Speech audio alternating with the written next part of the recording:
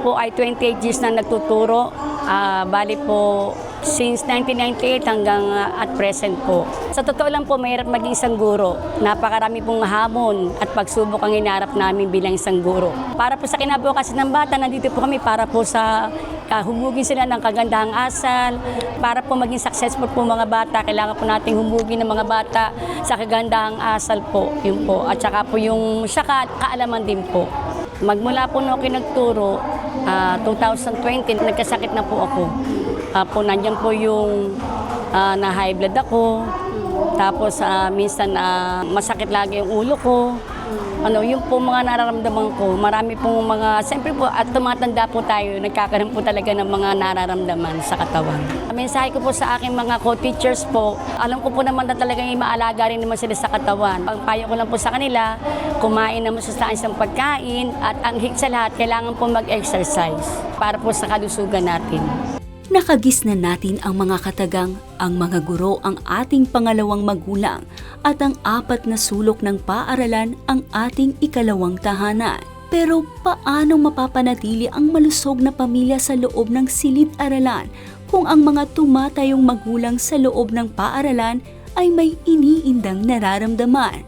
Gaya ng mga literal na magulang na inuuna ang kapakanan ng mga anak, sino ang mag-aalaga sa kalusugan ng ating mga guro?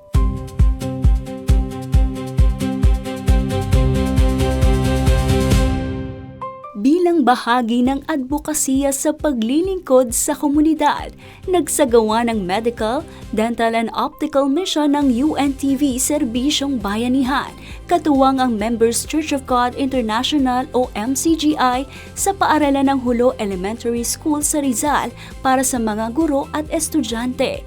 Kasama na rin dito ang kanilang mga magulang at mga residente malapit dito. Layunin ng programa na mailapit ang serbisyong pangkalusugan sa komunidad at hikayatin ang regular na pagpapasuri upang mapanatili ang mabuting kalusugan. Nakiisa rin ang St. Servatius Healthcare Services, Laboratory and Medical Clinic sa pagbibigay ng iba't ibang libreng serbisyo. Inspirasyon ko yung aking mother. Kasi mula pagkamaliit namin, lagi niyang sinasabi, tumulong kayo hanggat kaya. So, parang na-instill po sa amin na pagtulong sa kapwa. So, nung magkaroon po kami ng clinic, naging advocacy na po namin na sumama sa mga medical mission, pag in-invite po kami. So, maaasahan po ng publiko na magpo-provide po kami sa lahat ng oras ng quality at affordable healthcare services sa ating mga mamamayan. May kasabihan po tayo, prevention is better than cure. So, marami po kasing cases tayo ng mga pasyente, walang nararamdaman, walang signs and symptoms. However, pag na-test po natin, may problema pala sa blood sugar, sa cholesterol, may kidney function na problema na rin. So, para po maiwasan natin po yung mga complications doon sa mga binanggit ko, mas maganda po magpa-check up po hanggat maaga. Ang isang malusog na guro ay mas handang magturo at ang isang malusog na estudyante ay mas handang matuto.